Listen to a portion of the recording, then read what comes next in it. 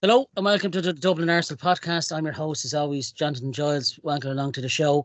On this week's show, we'll be reviewing our season to date, August to December. There's a little reset for the first team in Dubai, so we'll be going through that and having a quick look ahead to the upcoming game against Crystal Palace this Saturday at 12:30. So sit back and enjoy the show.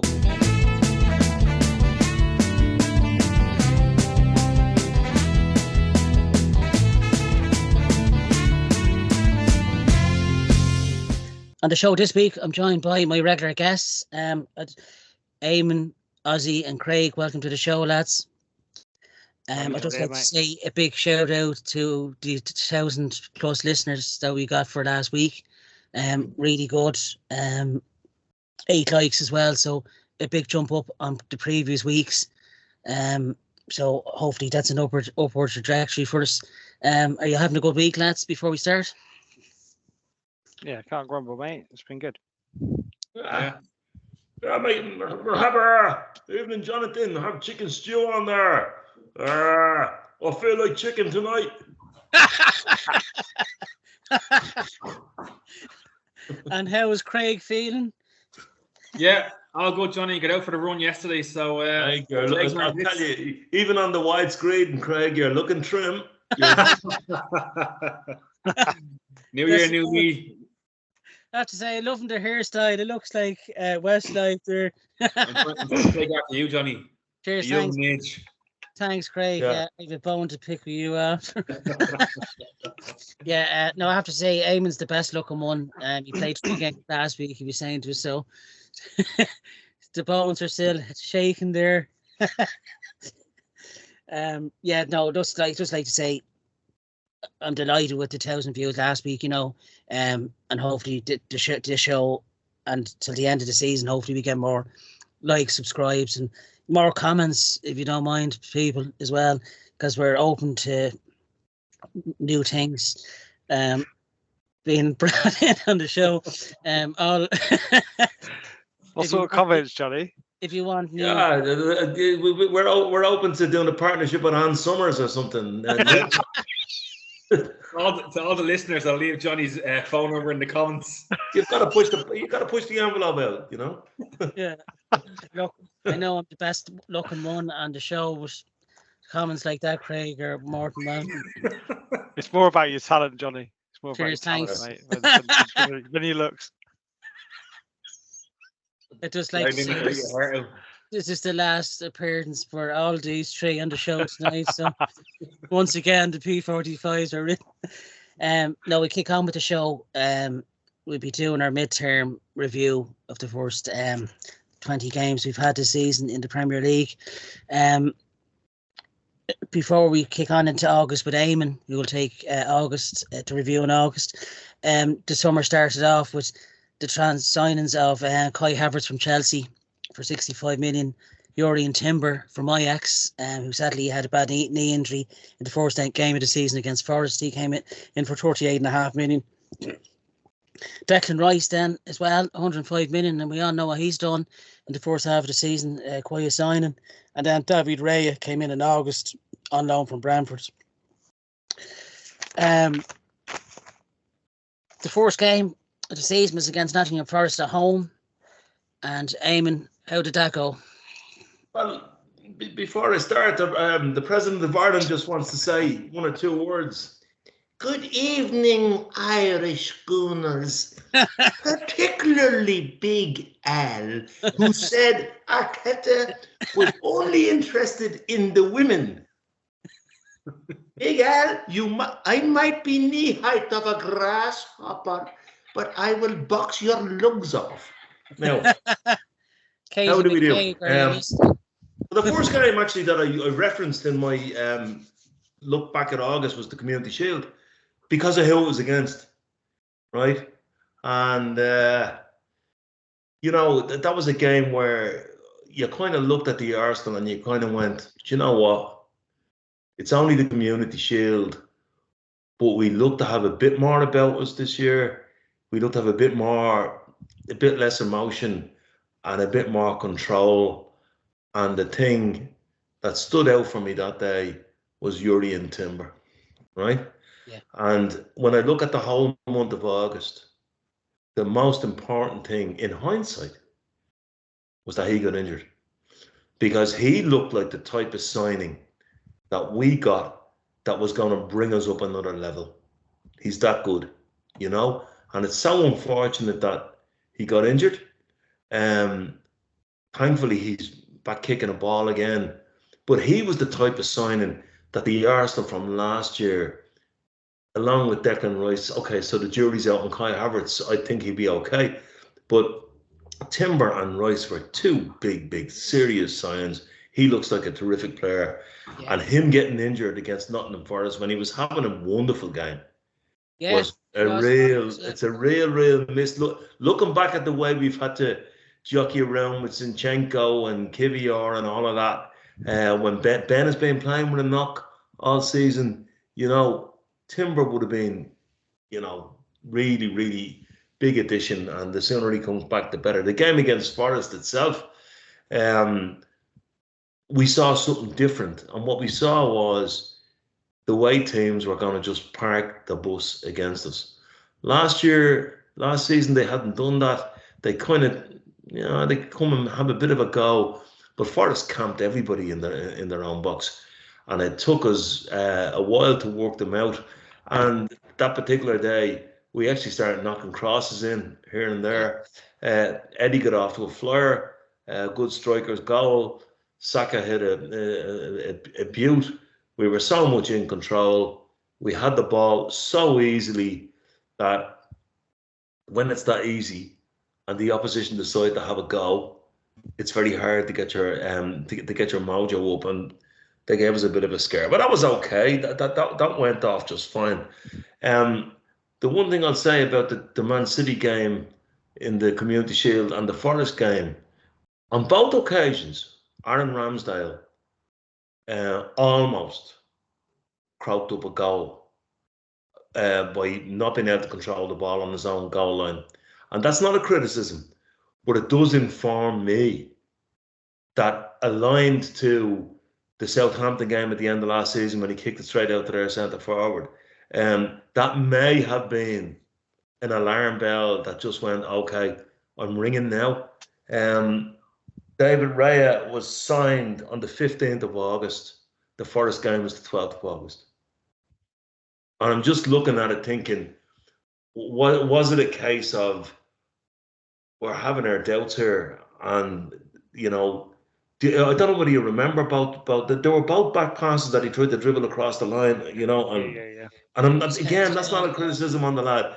I'm just thinking, in hindsight, we don't know what goes on there, but was it the kind of trigger that kind of went, hang on a second, and we need somebody better with the ball at his feet? So we moved on then, and we beat Palace. Sticky old game, but again, we're playing away from home, and the home team parks the bus. So, you know, straight away that was an indication of nobody's going to come out and play the Arsenal and let's just kind of play footy. You know, Palace parked the bus. We were the better team. We got our penalty. Odegaard sticks it away. And then Tomiyasu gets one of the most ridiculous double yellow card decisions ever. Almost as bad as Martinelli's when he got 2 in one movement, right? And when you look at the carry-on of Bruno Guimaraes and all these guys, and I've been looking at football over the weekend with a clear conscience because we weren't playing. And I'm looking at some of the whack going in. I'm thinking Tomiyasu shipped 2 yellow cards that day.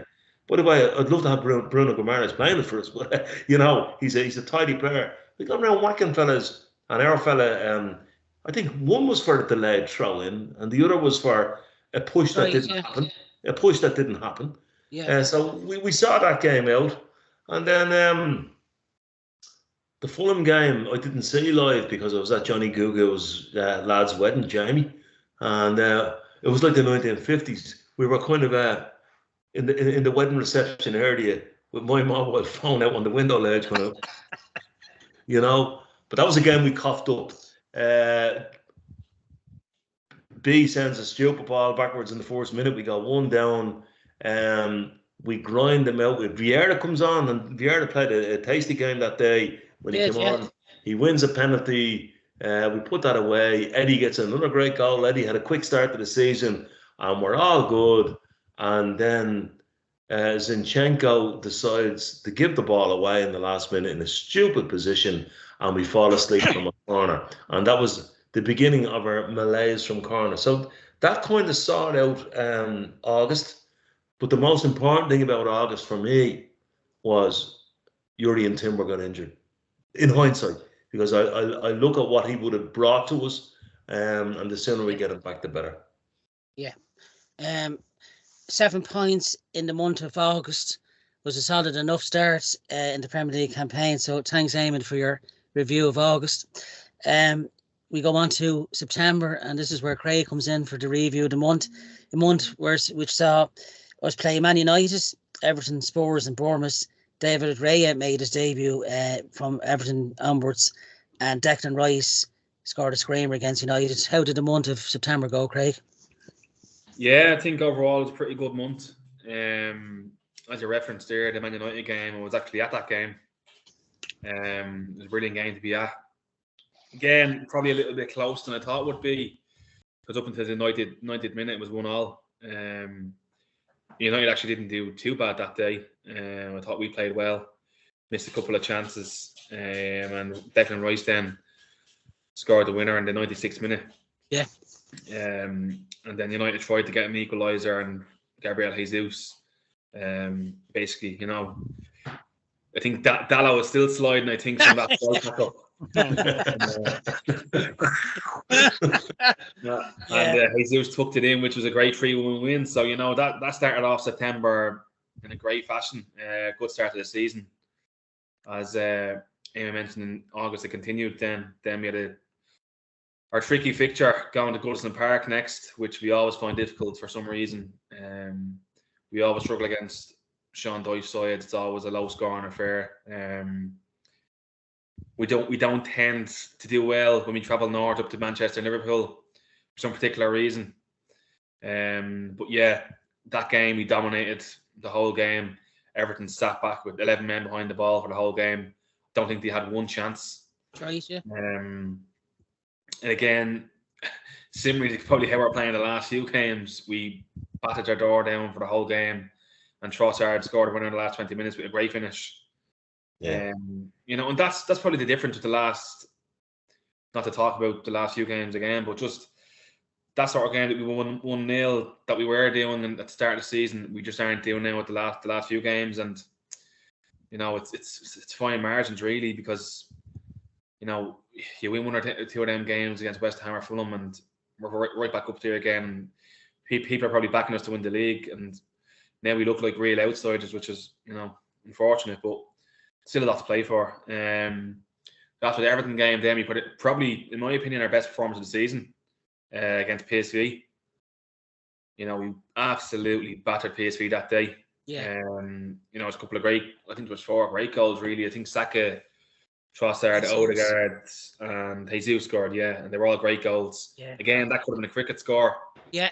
PSV played right into our hands. Yeah. They opened up, they came to play against us at the Emirates, which we want teams to do. Because if anyone comes to do that, we're going to beat them. Yeah. As we've mentioned, it tends to be the teams that sit back against us that we struggle against, and whether we have the right players or not to for that system, as we all keep mentioning, the striker, a big striker now. And funny enough, I was actually thinking today in the car listening to the Arsenal podcasts that, do you know who would actually be great in this team at the moment? I think Olivier Giroud would be brilliant in this team. Yeah, as you mentioned last Monday, to bring even just to bring on for the last 20, 30 minutes, Johnny, that of games that are 0-0 or are 1-0 down, he would often Giroud misses his fair share chances at Arsenal, but he'd always be good for a goal, and he's the type of striker that you're sort of missing. Would you get a player like him on loan for a few months? I don't think so, but yeah. I think for the last 15, 20 minutes of games, he could come on and get an equaliser or a winner, which are, be very important. But Yeah, Yeah, you can't fault the performance against PSV, the 4-0 win. I think then we had the North London Derby, which finished 2-2. Again, another game we played very well. We dominated with numerous chances and 2 mistakes, let scores in, the own goal, and then Son. and Jorginho was messed up then, Yeah. It's just one of them things, I think you play that game 10 more times, I don't think Jorginho makes that mistake. It's just, I think he just got caught in the ball, which is unfortunate, and it's very, very unfortunate to happen against them lot. It's more emphasised, if that was against anyone else, Another game we probably should have won, because I think we were far the better team that day. Spurs were still kind of finding their feet. I remember James Maddison had a good game that day, to be fair to Spurs. But we definitely should have won that game. It was 2 points dropped. It's just, again, these fine margins, when you look back at the end of the season, you kind of think there's 4 or 5 games where you can probably say, should have won that, should have got more out of that. And I think the Spurs game, being a derby, draw at the end of the world. But when you're, the home team in a derby, you should be winning them games. I think, Craig, just cutting in, I think in hindsight, the way Spurs are playing at the moment, I think it was a very good point against Spurs. Do you agree, or do you think they were there for the taking? I don't agree. I think Spurs are a work in progress. I think Ange Postecoglou has been playing decent football. I think that there's a media love in with Spurs at the moment, and they always did. Sorry? They always did, Craig. Yeah, and it's just, do you know what it is, Eamon? It's like the likes of Gary Neville I said yesterday, who is a gobshite anyways, but he said that Spurs could go on now and finish ahead of Liverpool and Arsenal. Yeah. And it's just, it's them sort of statements that Gary Neville or Carragher makes, and if it happens, it's the kind of like, I told you so, But Craig, not that game yesterday. Yeah. It was bonkers. There was no structure to it. It was all over the place. Yeah. Playing with that high line, but let's not go. But on the particular game you're talking about, like when we got the penalty that day and we went 2-1 up, we were totally in control of the game. And you said 9 times out of 10, I would say 99 times out of 100, Jorginho doesn't do that. It was just one of those things, He's the type of person you trust in that situation, Eamon, Yeah. It's just, it's unfortunate, as I said, but no, I don't think it was a good point. I think Spurs could finish in the top 4. They have a couple of players coming back. They'll have Son back next month from the Asian Cup, and then Maddison will come back in as well. But if they're missing Son like yesterday, they're not a great team, I don't think. No, I saw that. Yeah, they struggle. Yeah. And I think that's a very poor Man United side. It really is. If we don't go there this year at Old Trafford and beat them, be very disappointed, because I watched the whole game yesterday. I just don't know what Man United's tactics are. I don't know if they have the players that Ten Hag wants them playing. I think he wants to be playing pressing football, but I just don't see it. They're a team of individuals, a couple of good players, Rashford, Fernandes, but then you look at the Man United team, I don't think a lot of them are getting the Arsenal side, and you probably don't say an awful lot over the years. You reckon United want to be playing pressing football? Well, he's fairly close to that. He's only 2 letters away, because they're playing deep pressing football. It's the poorest United side I've ever seen. Yeah, they are very poor, and that club's a mess at the moment. But no, I think the original question, I think no, it was 2 points dropped. They were a new team with a new manager. Yeah. We should have beat them. In the last 2 games we had were Bournemouth, another great performance. That's probably our best performance in the league that day. Yeah. Bournemouth were a bit of poor form. They've turned it around now, but that could have been 7 or 8-0 again. The most notable kind of moment from that match, I remember Kai Havertz got his first goal to give him the penalty, and the whole crowd and the away fans are singing the Waka Waka song. So that finished the Premier League term off, and then we finished the season at the September with the Brentford game away in the cup, which was a good win. Reece Nelson again played well that day. He's only one of 2 starts this season. And Ramsdale come back in after being dropped for Roya. But Yeah, overall, I think it was a good month, you know, probably an 8 out of 10. Yeah, a month that saw us with 10 points in the league from those 4 matches, which gave us 17 points and an unbeaten start to the campaign, which was a follow-on from last season, really, in terms of form. Yeah. Back into October now, and this is where Eamon will take it up. Games against Man City, Chelsea and Sheffield United in the league. So a very important and a big statement win against City. A notable draw against Chelsea, and Eddie getting a hat-trick against Sheffield United. But Eamon, take it away for the month of October. Well, the month started actually with a defeat away at Lons. And that was a game that we were in total control of. And I was asking Nidge from Love Hate what he made of that. And he said, it was just one of those unfortunate things. Yeah. Big Al. It'll be unfortunate, yeah. Anyway, but we were in control of that game. We got our goal. And when we were 1-0 up in that game, straight away, the focus went on to Man City at the weekend. No doubt about that, you know. And the Man City game, I was fortunate enough to be there, and it was the most non-eventful but intriguing game I've ever watched. And I was delighted I was behind the goal because I got a great idea of what Man City do. They don't press, or they don't not press. They do everything as 10 players. It's like chess. And we were hemmed in for half an hour. We couldn't get out. And Raya was getting a bit of bored from the crowd that day, but he was very brave. He kept doing what he was doing. And eventually, in fairness to the coach, had a word with the goalkeeper. The goalkeeper then just started going over the initial City press, right? And we started getting some territory in the game. Second half, we got on top. That Kovacic should have got sent off for 2 clobbers. The second one of Declan Rice. I mean, Tomiyasu gets a yellow card, right, for not throwing the ball in. And Kovacic actually tries to de-ankle Declan Rice, right? And it's nothing, you know?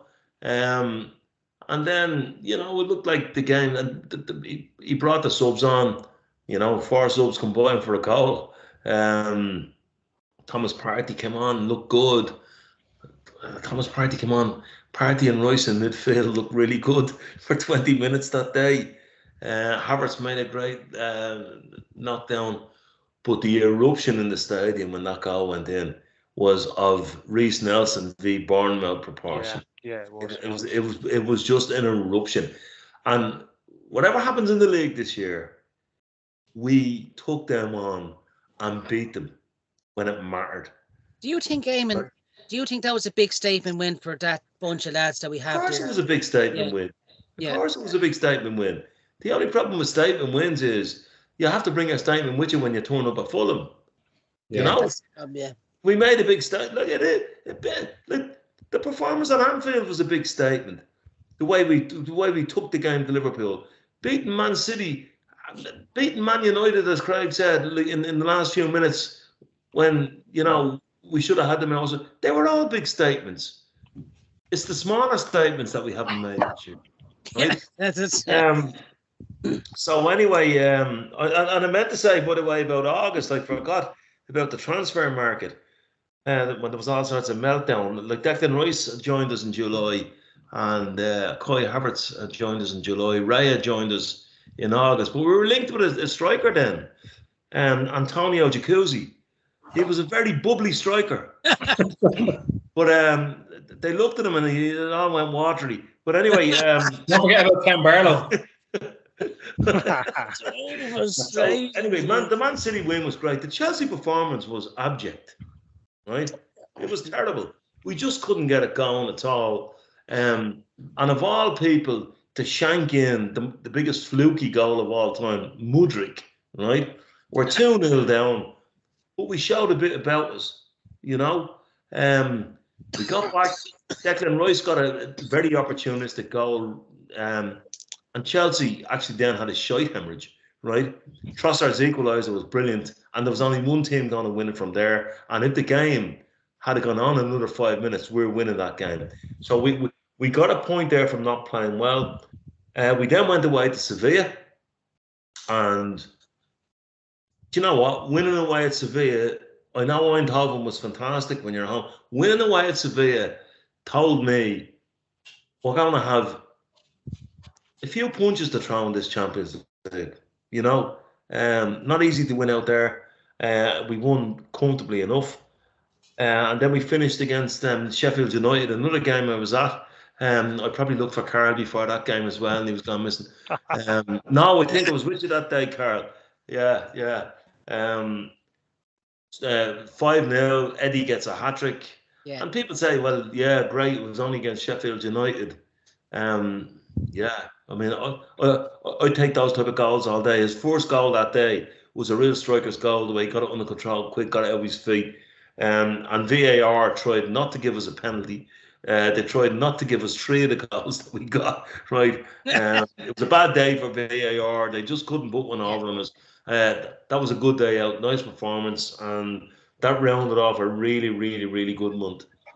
Yeah, a month that saw us gain another 7 points from that month, unbeaten in 10 games. That brought us in the Premier League and really going strong in the first 3 months of the season. Which brings us back to Craig for November, which saw us play Newcastle away, Burnley at home, and Brentford away. A VAR-ridden St James's. Mr. Ziag. Depends who you speak to, Johnny, on that one. Hang on a second. Before you go on to Craig, just on the new, that bloke that you decided to bring on the show, that Newcastle Williamson, boy, are right? you listening? Is he still alive or what? Believe it or not, he has his own. Do you know what I'm going to do? Now. I'm going to sentence him to a holiday in Portugal with Big Al. I thought you were going to say 1,000 lashes a day, but yeah, probably that might do him more good. Annie Williamson, you're doing a great job over there in your Magpies podcast, but probably not welcome back on this again. You got more than you could chew. Magpie tinted glasses. Yeah, so shitted on his Arabs love women. No, it was a VAR-ridden tie at St James's, to say the least, Craig. What's your take on November, your review of November, Craig? Yeah, you know, a bit of a mixed month overall. You know, the first two, we lose the first 2 games against, we lose 3-1 against West Ham in the Carabao Cup. Again, a very poor performance that day. You know, West Ham aren't bad at home, but they made a few changes. We started a pretty decent lineup that day. You know, I think the likes of Trossard, Nelson, Eddie, and that played, but we kind of lacked a bit of cohesion. You know, West Ham are 3-0 up, and we got a consolation then that day. So again, you know, as I mentioned last week in the podcast, not having a go, but you know, the last 3 or 4 seasons, we've got knocked out of the Carabao Cup and the FA Cup, the 3rd or the 4th round, which shouldn't be happening. You know, maybe the manager or the team are kind of throwing it, saying, right, let's focus on the Champions League and the Premier League. In my opinion, shouldn't be cups that were thrown away, because I think it's them sort of cups, you win 1 or 2 of them and you go on and win the bigger things. But look, that's just my opinion. Then you start off, as you mentioned. Right, just on that. So do you really think we came out in the first half against Liverpool not wanting to win the game? We played them off the pitch. We played them off the pitch that day. But I mean, you're talking about like not bothering about the cups. We came out and gave it everything against Liverpool. We wanted to win that game. But as we all knew, Eamon, Liverpool get 1 or 2 chances and they go on and win it. You know, that's not the issue. The issue is what you said was that it's not good enough. You know, that our attitude towards the cups. There's nothing wrong with our attitude towards There's nothing wrong with the attitude against Liverpool, but in previous season, yes, there has been the attitude was stunk. But the previous season we went out to Man City away. And the previous season we went out to Nottingham Forest 2 years in a row. That was a bad day, but Man City away in the 3rd round on a Friday night We gave as good as we got that night. I thought we played fairly decent actually that Right. game. Yeah. As they say, to beat the best, you have to be the best, you know. And Yeah. No, but you're missing the point. Like, you're completely missing the point. The point is that you said that it's not good enough that we just dismiss these cups. You know, we didn't. One year we went out to Man City away, right? Who were the best team in the world, and we gave as good a count of ourselves as we could, right? And against Liverpool on another day would have been 3 up at half time, Craig. You know, so I think it might be the fact that we're not good enough. I accept that, but it's not the fact that we just decided not to turn up and fuck the cup. You know.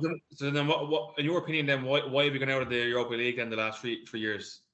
Well, I actually thought about it. I had to listen back, you see, because I'm a very studious pundit on this this show.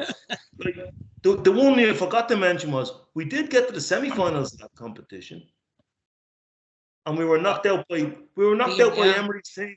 We were knocked out by Emery's team in the semi-final. That was in the fourth season now, but after that, we've. It wasn't the fourth season. No, it was not. The fourth season was the Akos, because it was 2021. Yeah. Season. We were in the last four. Maybe I'm wrong.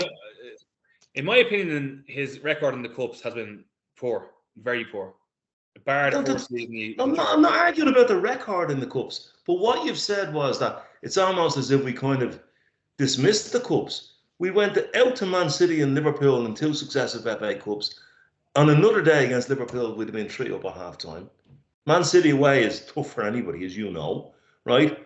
And the bit that you forgot to mention about his record in cup competitions last week was that he actually had us in the semi-finals of the Europa League. And we went out, we lost 2-1 away, and we couldn't score at the Emirates, and it was a 0-0 draw. Well, I remember that day he started Emile Smith-Rowe up front as well, which was a mistake in the semi-final of a European leg, you know. So I blame the manager for that, because I think he had Aubameyang or whoever it was on the bench at that time, you know. But look, I suppose that's a conversation for another day. But he has made mistakes in the cups, whether we've been good enough or not. Yeah, that's an argument. Maybe I shouldn't have used the term from the cups, but you know. He's in charge, what, 5 years this year, is it? I think. Am I wrong? He's in charge 4 years. 5 years. 5 years this year, yeah. And he's won 1 cup, you know. It's not unbelievable by any means. Craig, stop, will you? You're now allowing your rant. I can see it building in you, right? I'm telling you, you need to get a copy of the book Revolution. Yeah. And I'm telling you, you need to see what he inherited. The wage bill, the structure of the club, the poison in the club. He went to the board with a 5-year plan in 2019. This is what got him the job. And he said, within 5 years, I will have you playing in the Champions League and we will be competing for the league title.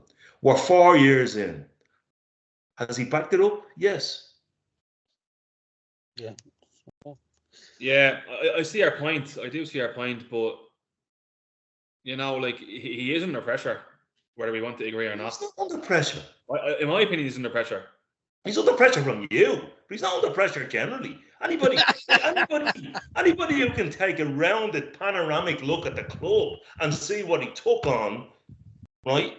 And he did win a cup, even though it was a waxy thing, right? And see where we are now. He's delivered on what he said he'd do. It's about taking the next step. But if you go down your road, right, it's about, oh, well, he's not good enough. Get rid and bring in Carlos Kickaball. Do you know? Really? I think we'd soon realise if he did go, there'd be clubs queuing up to get him in, and we'd watch from afar with regret. I think if we was to get rid of him, I generally believe that. Yeah, it's still a project in motion, you know. It's by far, yeah, but I think we're definitely seeing the fruits of it now. Though I do agree with Eamon, we're seeing the fruits of. Jonathan, I don't want anybody to think I have no Craig. As I've said on several occasions, right? Craig knows his football and is a proper football guy and is a perfect. But what I'd say to you, Craig, is you're probably 2 years too early, given where we were and where we needed to be. Yeah. And if in 2 years' time he hasn't delivered, I think that's the bit where you kind of say, well, you came in with a 5-year plan, you're 6 years in, what are you doing, pal? We're actually ahead of schedule. In terms of in terms of what he came to the club with and said he'd do. You know? No, I agree with you in the sense, you know, yeah, it's a project, and yeah, look, to be fair, it has gone well, but yeah, look, he's definitely get to the end of the season, and I think there's 18 months left in this deal, so I'm sure the club are going to probably renew that in the summer anyways. You know, because as he said, you know, if he was to leave Arsenal next week, I'm sure there would be clubs that would want him in. Big clubs.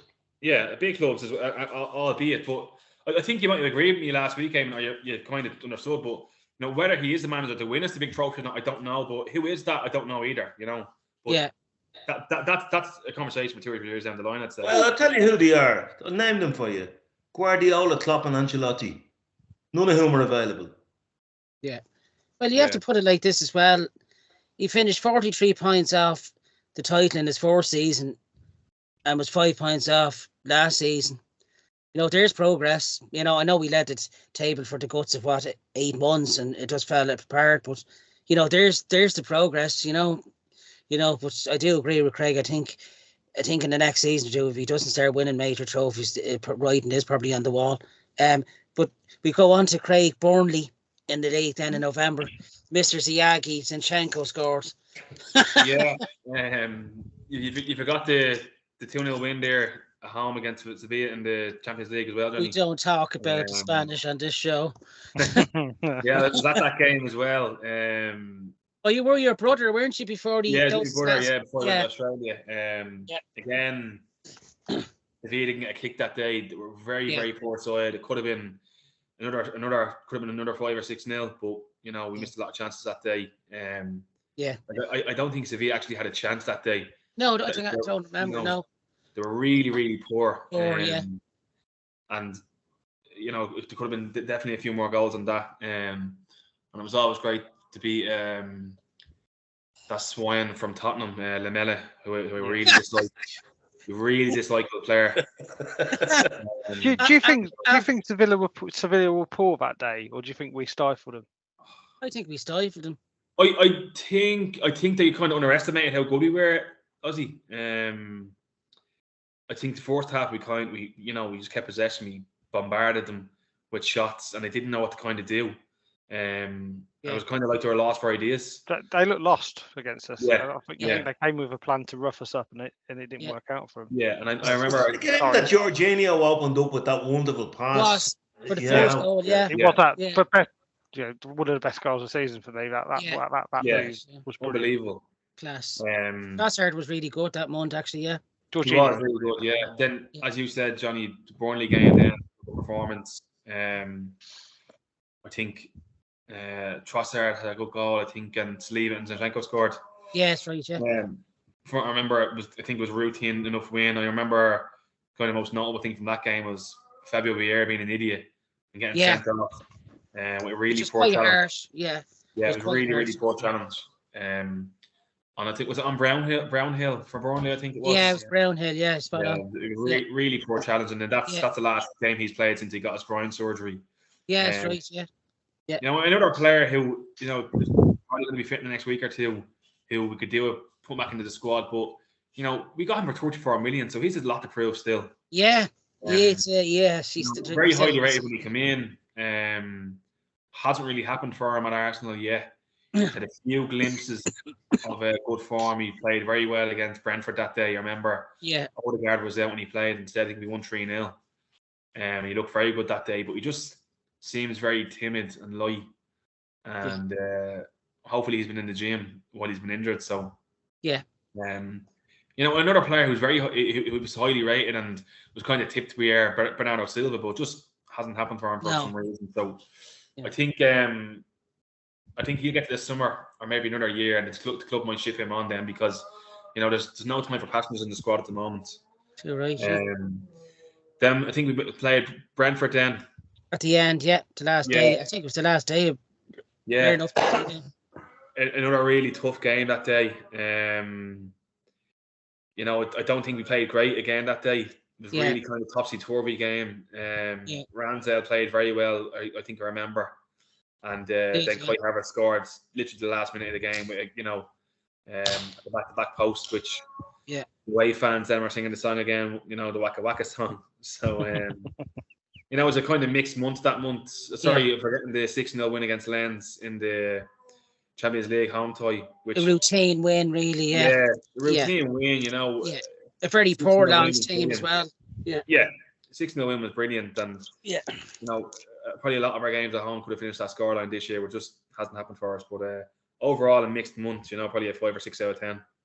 Yeah, it was a mixed month, but I thought it was a very important month in terms for Kai Havertz. I thought he was probably the player of the month, to be honest. You know, I think that goal against Brentford really lifted his confidence.